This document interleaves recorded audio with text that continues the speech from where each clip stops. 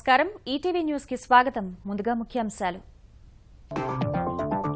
December 30 తర్వాత అక్రమార్జన పరులకు కష్టాలు తప్పవన్న మోదీ నిజాయితీ పరులకు క్రమంగా నగదు కష్టాలు తీరిపోతాయని పునరుద్ఘాటన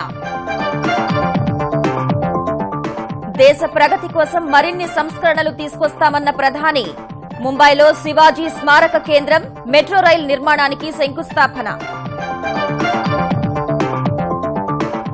ఆరోగ్యాంధ్రప్రదేశ్ సాధనలో విద్యార్థి వైద్యుల సేవలు కీలకమన్న చంద్రబాబు పల్లెల్లో ఆరోగ్యంపై అవగాహనకు స్వాస్థ్య విద్యా వ్యాహిని ప్రారంభం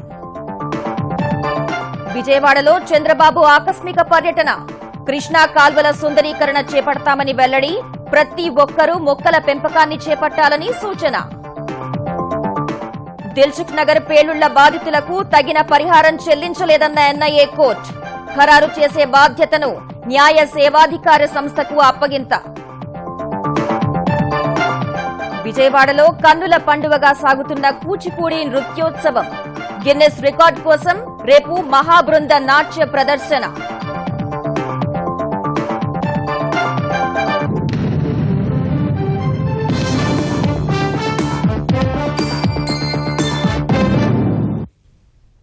ఏడు దశాబ్దాలుగా దేశాన్ని దోచుకు తింటున్న వారి ఆటలు ఇకపై సాగనివ్వబోమని ప్రధాని నరేంద్ర మోదీ హెచ్చరించారు అక్రమార్కుల భరతం పట్టి దేశాన్ని అభివృద్ది పథంలో నడిపించేందుకే పెద్ద నోట్ల రద్దు సహా అనేక సంస్కరణలు తీసుకువస్తున్నట్టు చెప్పారు ముంబైలో ఛత్రపతి స్మారక కేంద్రానికి శంకుస్థాపన సహా పలు అభివృద్ది కార్యక్రమాలను ప్రారంభించిన మోదీ నోట్ల రద్దు తర్వాత ముందుగా హామీ ఇచ్చినట్లుగానే 50 రోజుల తర్వాత నిజాయితీ పరుల కష్టాలు తొలగి అవినీతి పరులకు చీకటి రోజులు మొదలవుతాయని పునరుద్ఘాటించారు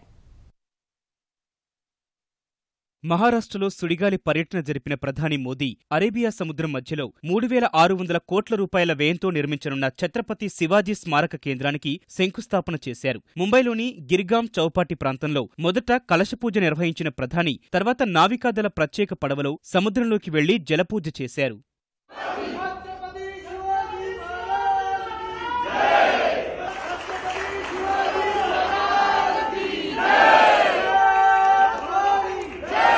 ఆ తర్వాత ముంబైలో సుమారు 18,000 కోట్ల రూపాయలతో నిర్మించనున్న మెట్రో రైలు ప్రాజెక్టుకు శంకుస్థాపన చేసిన ప్రధాని ఛత్రపతి శివాజీ పాలనపై ప్రశంసలు కురిపించారు తరతరాలకు శివాజీ ఆదర్శ పురుషుడని కొనియాడిన మోదీ ఆయన్ను ఆదర్శంగా తీసుకుని నవంబర్ 8న నోట్ల రద్దు ద్వారా అవినీతిపై యుద్ధం ప్రారంభించామన్నారు ఇక అవినీతి పరులు తప్పించుకునే పరిస్థితులు ఎంతమాత్రం లేదని ఘాటుగా హెచ్చరించారు मैं देशवासियों को कहना चाहता हूं मैंने कहा था 50 दिन तक तकलीफ होती रहेगी और देशवासियों ने देश के भविष्य के लिए झेला है आगे भी जितने दिन बाकी हैं तो भी तकलीफ आएगी देश झेलने के लिए तैयार है ये मेरा पूरा विश्वास है और भाइयों बहनों 50 दिन के बाद ईमानदार लोगों की तकलीफ कम होना शुरू होगा 50 दिन के बाद और बेईमानों की तकलीफ बढ़ना शुरू होगा और कोई मानता है कि पहले की तरह कोई रास्ता खोज करके निकल जाएगा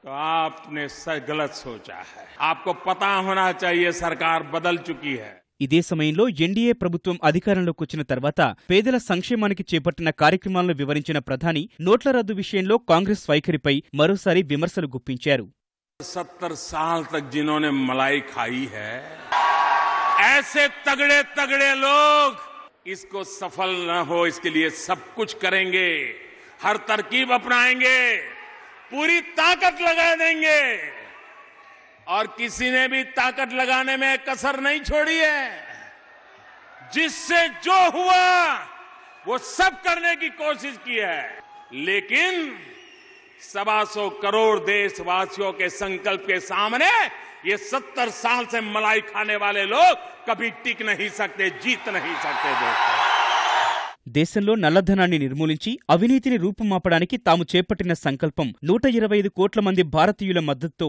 విజయవంతమై తీరుతుందని ప్రధాని విశ్వాసం వ్యక్తం చేశారు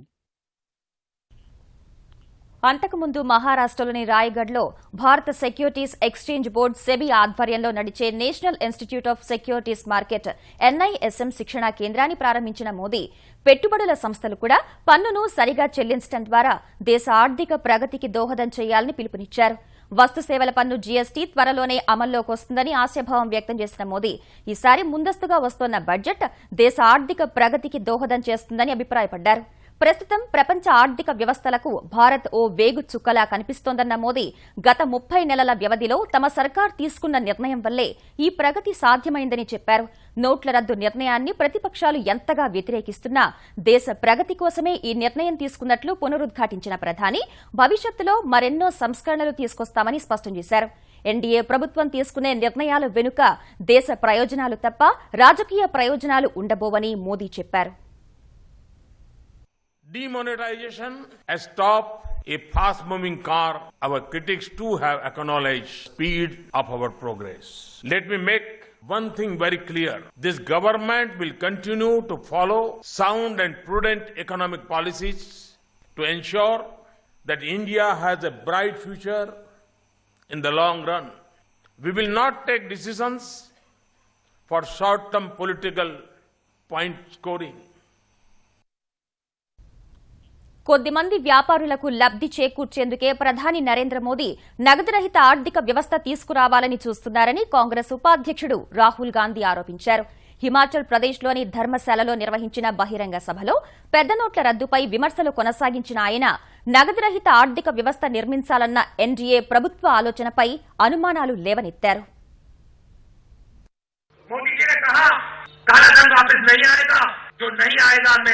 गरीबों को दूंगा. पता लगा सबका सब काला धन वापस आ गया. मोदी जी ने काले धन की बात बंद कर दी. मोदी जी दौड़ कर निकले कैशलेस की ओर. चलो कैशलेस की बात करते हैं. पेटीएम, पे टू मोदी. आज आप 100 रुपए देते हो दुकानदार को, आपको 100 रुपए का माल मिलता है. मोदी जी के कैशलेस दुनिया में आप फोन पे बटन दबाओगे 100 रुपया आपके यहाँ से निकलेगा. 5% कमीशन सीधा उन्हीं 50 परिवारों के जेब में जाएगा. ये है कैशलेस दुनिया. हम कैशलेस के खिलाफ नहीं है, मगर ये थोपा नहीं जाना चाहिए, ये बहाना नहीं होना चाहिए. ప్రతి ఒక్కరూ ప్రకృతిని ఆరాధిస్తూ ప్రకృతితో అనుసంధానమై పచ్చని ఆహ్లాదకర ఆంధ్రప్రదేశ్ సాధనకు కృషి చేయాలని ముఖ్యమంత్రి చంద్రబాబు పిలుపునిచ్చారు. ప్రత్యేక వ్యవస్థ ద్వారా మొక్కలు నాటించే కార్యక్రమాన్ని తీసుకొస్తున్నట్టు తెలిపిన ఆయన జియో ట్యాగింగ్, జియో ఫెన్సింగ్ ద్వారా మొక్కలకు రక్షణ కల్పిస్తున్నట్లు తెలిపారు. నెలలో ప్రతి 4వ శనివారంలో సగభాగాన్ని సమాజం కోసం వెచ్చించాలన్నారు. బస్సులో ప్రయాణిస్తూ విజయవాడను పరిశీలించిన ముఖ్యమంత్రి నగరంలోని 3 కృష్ణా కాలువలను సుందరంగా తీర్చిదిద్ది బెజవాడకు ప్రత్యేక శోభ తెస్తామన్నారు. రోజ్ సొసైటీ ఆఫ్ ఏపీ ఆధ్వర్యంలో నడుస్తున్న గులాబీ మొక్కల పెంపకం గురించి వివరాలు అడిగి తెలుసుకున్న ముఖ్యమంత్రి పడమట ఈనాడు కార్యాలయం ఎదుట డివైడర్ కు రంగులు వేస్తున్న విద్యార్థుల్ని అభినందించారు. తాను కూడా కుంచెపట్టి రంగులేశారు. రహదారుల్ని 8% ప్లాస్టిక్, 92% తారు కలిపివేయడం ద్వారా 4 ఏళ్లు మన్నేలా రూపొందించిన సాంకేతికతను వినియోగిస్తామన్న బాబు స్వచ్ఛ ఆంధ్రప్రదేశ్ సాధనకు ప్రతి ఒక్కరూ కదిలి రావాలని పిలుపునిచ్చారు. మన గ్రామం, మన టౌన్ మనందరికీ గర్వకారణం. స్వచ్ఛ ఆంధ్రప్రదేశ్లో మీరు భాగస్వాములు కావాలి. ఓడిఎఫ్ డిక్లేర్ చేశాం. అన్ని మున్సిపాలిటీలు ఓడిఎఫ్ ఇచ్చాం. ఓడిఎఫ్ ప్లస్కి వెళ్ళాలి. ఈరోజు స్వచ్ఛ ఆంధ్రప్రదేశ్ ఉంది. దానికి ఒక ఆర్గనైజేషన్ ఎస్టాబ్లిష్ చేశాం. మున్సిపల్ కార్పొరేషన్ పంచాయతీలు ఉన్నాయి, వాళ్ళు కూడా పెద్ద ఎత్తున పనిచేస్తున్నారు. ఇంకొక పక్కన ల్యాండ్స్కేపింగ్ మీద గ్రీనరీ అండ్ ల్యాండ్స్కేపింగ్ పైన ఒక ఆర్గనైజేషన్ పెట్టాం, చెట్లు ఇవన్నీ పెట్టడానికి. దాన్ని కూడా పెద్ద ఎత్తున చేయాల్సిన అవసరం ఉంది. సమాజంలో ఆర్థిక అసమానతలు రూపుమాపేందుకు ప్రధాని నరేంద్ర మోదీ తీసుకున్న నోట్ల రద్దు నిర్ణయం ఎంతగానో సహకరిస్తుందని తెలంగాణ ఆర్థిక మంత్రి ఈటెల రాజేందర్ పేర్కొన్నారు. హైదరాబాద్ తెలంగాణ సచివాలయం డి బ్లాక్ లో ఏర్పాటు చేసిన పెద్ద నోట్ల రద్దు, వినియోగదారుల సమస్యలు అన్న అంశంపై మాట్లాడిన ఈటెల పెద్ద నోట్ల రద్దుతో తాత్కాలిక ఇబ్బందులు తలెత్తినా దీర్ఘకాలంలో ఎన్నో ప్రయోజనాలు ఉన్నాయని చెప్పారు. డిమానిటైజేషన్ లో కొంత ఇబ్బందులు ఉన్నప్పటికీ కూడా ఇది చివరిదాకా కొనసాగించే దాంట్లో మీ కర్తవ్యం కూడా ఖచ్చితంగా ఉండాలని, ఈ దేశంలో సంపద డిసెంట్రలైజ్ అయ్యి అందరి అవసరం తీర్చేదాకా అందరూ సహకారాలు అందించాలని చెప్పి కోరుకుంటూ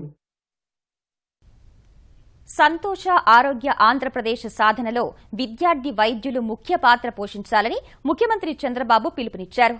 ఆంధ్రప్రదేశ్ వైద్య ఆరోగ్య శాఖ నేతృత్వంలో గ్రామీణులకు ఆరోగ్యం పట్ల అవగాహన కల్పించేందుకు రూపొందించిన స్వాస్థ్య విద్యావాహిని కార్యక్రమాన్ని విజయవాడలో ముఖ్యమంత్రి ప్రారంభించారు.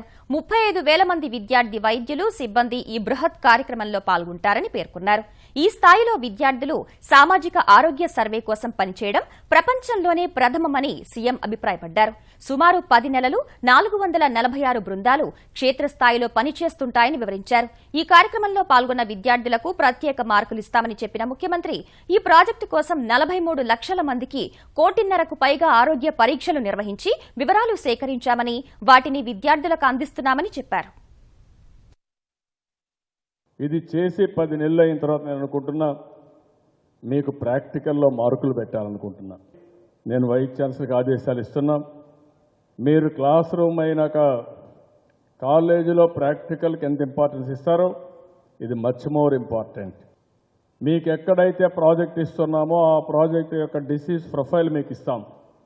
దాన్ని మీరు స్టడీ చేసుకుంటారు.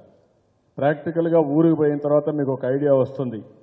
పరిసరాలు ఎట్టున్నాయి, వాళ్ళ అలవాట్లు ఎట్టున్నాయి, లైఫ్ స్టైల్స్ ఎట్టున్నాయి, ఇవన్నీ ఐడియాస్ వస్తాయి. విజయవాడ ఇందిరాగాంధీ మైదానంలో కూచిపూడి నృత్యోత్సవం 2వ రోజు ఉత్సాహంగా సాగింది. కృష్ణా నదీ తీరంలో అందెల రవళులు తెలుగు ప్రజా జీవనాడిని ప్రతిబింబించేశాయి. సిలికానాంధ్ర రాష్ట్ర భాషా సాంస్కృతిక శాఖ సంయుక్తంగా ఏర్పాటు చేసిన అంతర్జాతీయ కూచిపూడి నృత్యోత్సవానికి దేశ విదేశాల నుంచి వచ్చిన కళాకారులు తమ ప్రదర్శనలతో ఆకట్టుకుంటున్నారు. యక్షగాన కులపతిగా పేరొందిన పీవీజీ కృష్ణశర్మ కుమారులు మనుమలు తమ గురు కుటుంబ పరంపరను కొనసాగిస్తూ గాత్రా నృత్య ప్రదర్శనలతో మంత్రముగ్ధుల్ని చేశారు. ప్రముఖ సాహితీవేత్త జొన్నలగడ్డ కూచిపూడి ఖ్యాతిని తెలియజేస్తూ రచించిన శతకాలను లయబద్దంగా రాగయుక్తంగా ప్రదర్శించారు. గిన్నెస్ రికార్డ్ కోసం ఆదివారం జరిగే మహాబృంద నాట్యానికి కళాకారులు సిద్దమవుతున్నారు.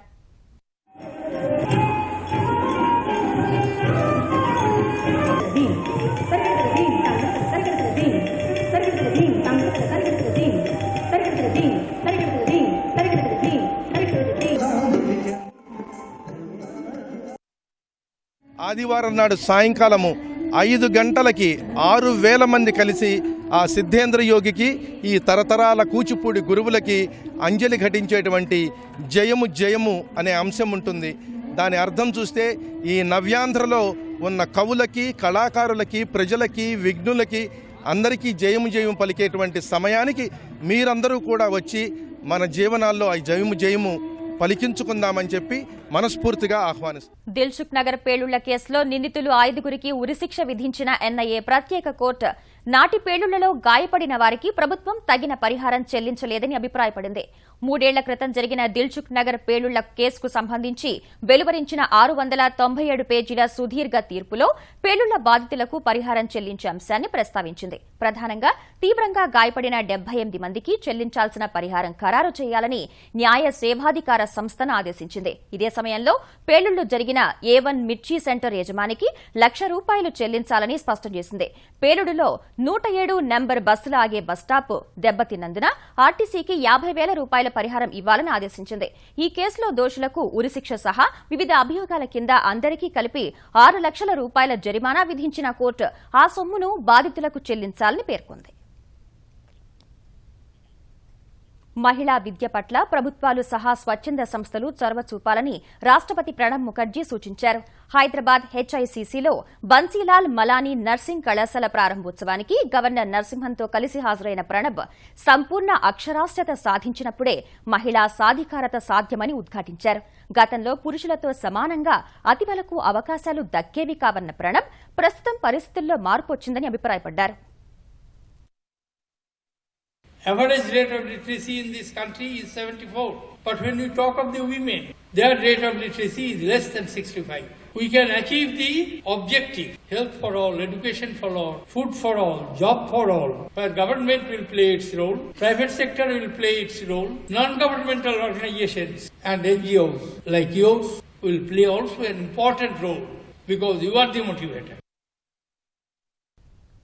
తెలంగాణ ఉద్యమ సమయంలో నిర్ణయించుకున్నట్టే ఇప్పుడు తెలంగాణ అభివృద్ధి కోసం రాజకీయ ఐకాస పోరాడుతుందని ఐకాస చైర్మన్ కోదండరాం అన్నారు.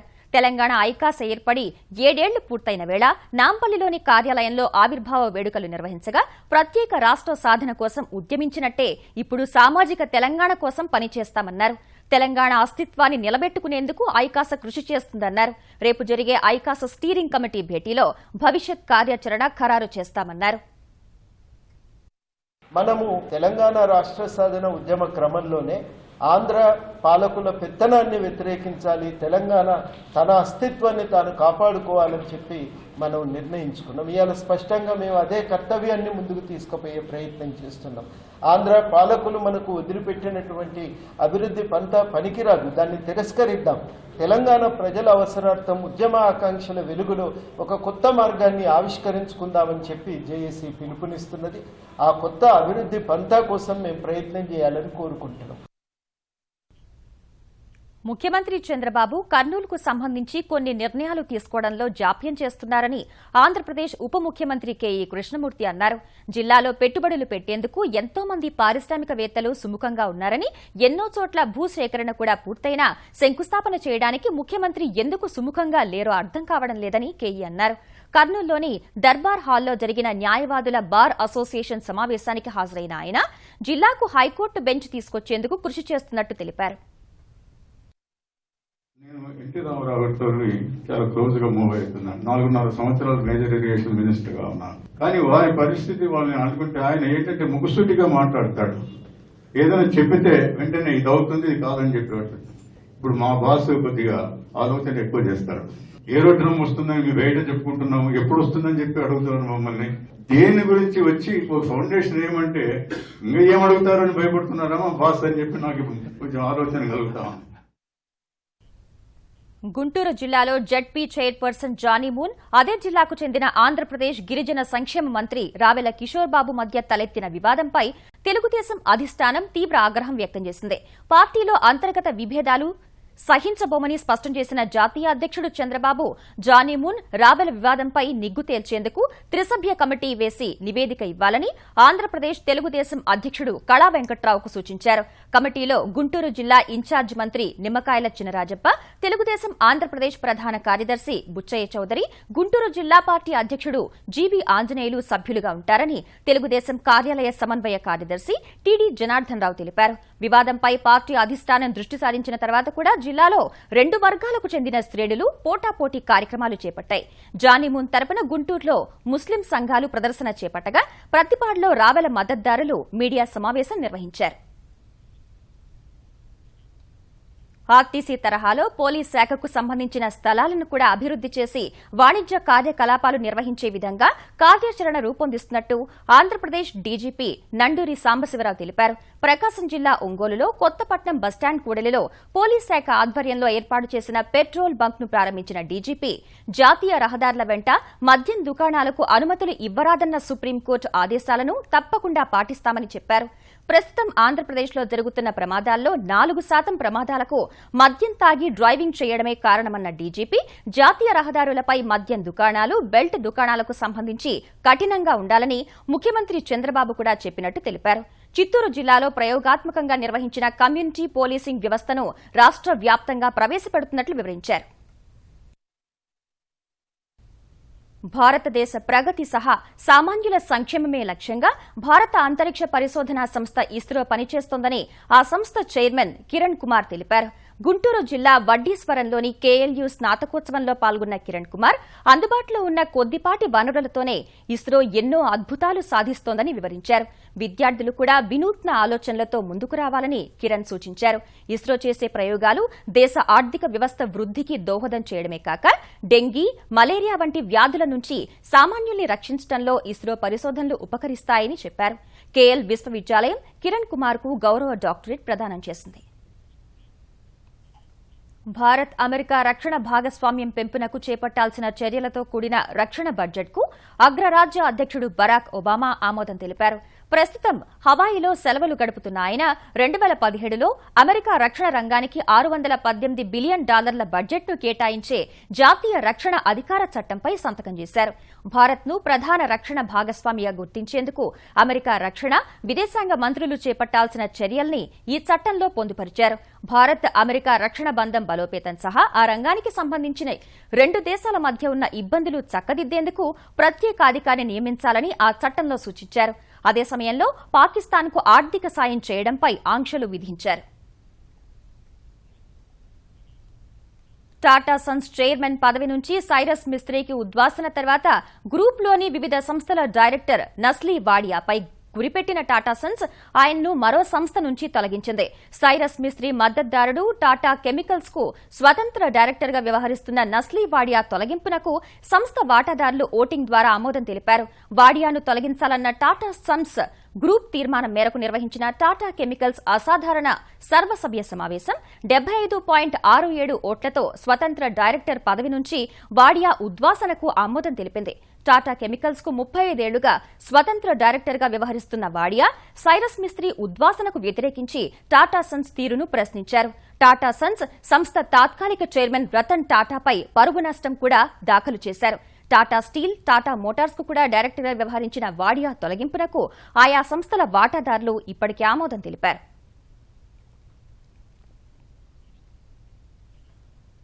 అక్రమ ఆస్తులు, పాత నోట్ల మార్పిడిలో ఆరోపణలు ఎదుర్కొంటున్న తమిళనాడు మాజీ సీఎస్ రామ్మోహన్ రావు అస్వస్థతకు గురయ్యారు.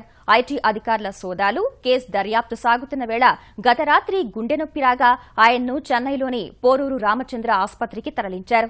ఆసుపత్రిలోని అత్యవసర వార్డులో ఆయన చికిత్స పొందుతున్నట్టు తెలుస్తోంది.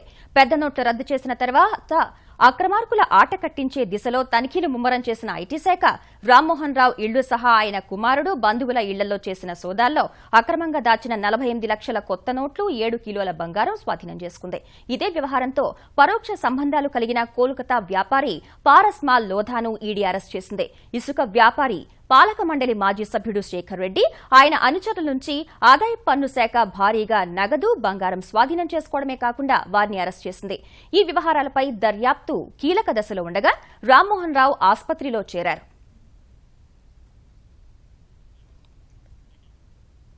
పెద్ద నోట్ల రద్దు తర్వాత దేశవ్యాప్తంగా తీవ్ర నగదు కొరత ఏర్పడ్డప్పటికీ గుజరాత్లో ఓ వివాహ వేడుకలో మాత్రం కాసుల వర్షం కురిసింది.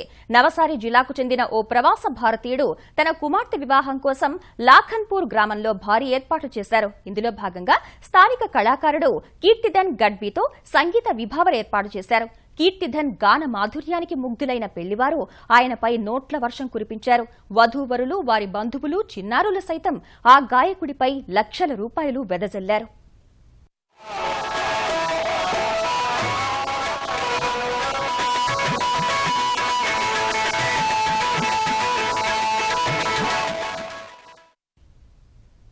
ఇక ముఖ్యాంశాలు మరోసారి.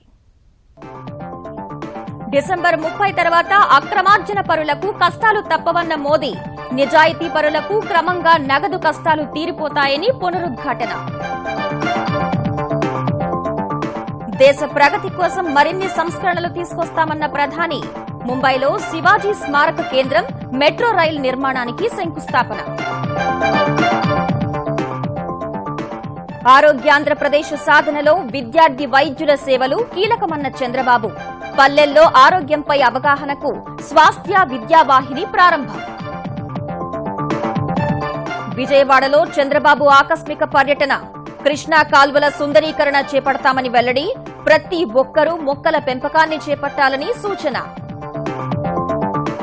దిల్సుఖ్ నగర్ పేలుళ్ల బాధితులకు తగిన పరిహారం చెల్లించలేదన్న ఎన్ఐఏ కోర్టు, ఖరారు చేసే బాధ్యతను న్యాయ సేవాధికార సంస్థకు అప్పగింత.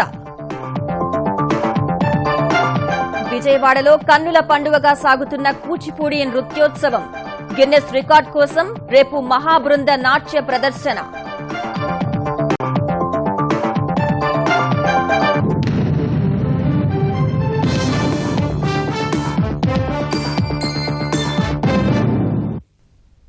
ఈటీవీ న్యూస్ సమాప్తం. నమస్కారం.